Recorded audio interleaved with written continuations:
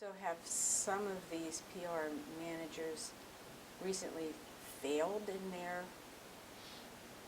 relationships with the CEO, or is it still just the general arrogance of the CEO who's really maybe not listening?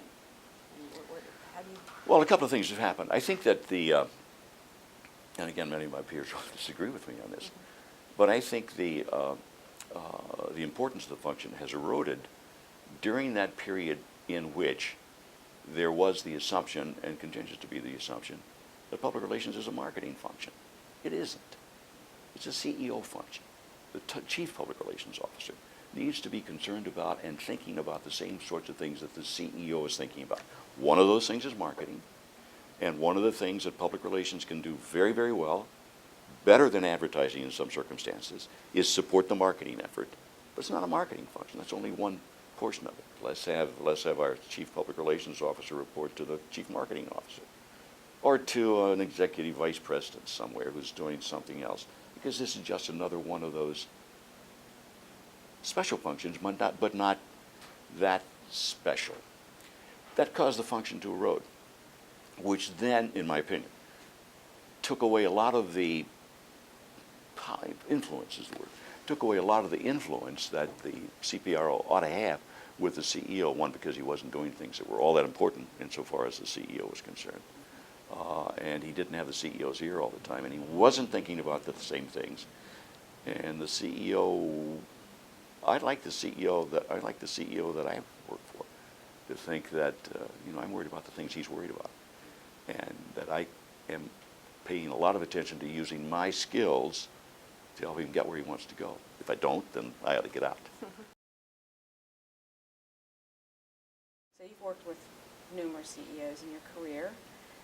As the CPRO, as you said, the Corporate or Chief Public Relations Officer, or as a private consultant. And you used all those experiences to write your book, The CEO's Playbook,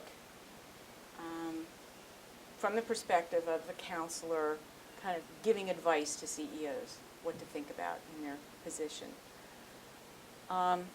So talk a little bit about this book, why you wrote it, how it's been used, and just, well, you've really talked about the duties of a PR practitioner, and you've talked about the importance of the relationship, but what has come about because of this playbook? Maybe something, but I can't imagine that anything of any real consequence has come about as a result of it. I've got a lot of things off my chest in it, and it pretty well summarizes what I think this game is. I use the game imagery in a positive way, not that it's insubstantial, but that it's very, very important. It is a game. There are winners and losers. There are really important stakes. But it's used in college classes. Some CEOs have used it, and one or two have told me they thought it gave them some good ideas. But I think that's probably about the extent of the book. Although, as I say, it gave me an opportunity. You may notice if you've read it, and perhaps you haven't, and it wouldn't surprise me. There is a chapter in here that's intended to educate the CEO, to explain to him that public relations isn't a marketing function, that it is a CEO function. These are the things that ought to be part of that function, and it all ought to report to you, because the things that it gets done are so important to you that you can't afford to have amateurs do them.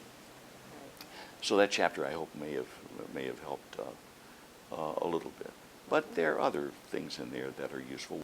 This started as a series of memos to a young executive with whom I was working at the time, who was in line to be CEO. He was going to be CEO. And this started as a series of memos to him, explaining to him things that I thought he ought to know as he got ready for this job. One of which is that if you concentrate just on managing the company, you're going to lose, because a large part of your function is to manage all these outside forces that affect your ability to make a profit, which sort of speaks as well to the Page principles. The book makes specific reference to them, and I think Page was dead right and continues to be dead right in that all our companies operate at the pleasure of the publics they serve, and we had better serve them well. We had better look out for their interests, and we had better be responsive to them. And we need to operate in such a way that they will give us permission to operate profitably. I think that's true, and that means a couple of things, but shorthand, a lot of simple shorthand sort of things like try to do the right thing and tell the truth.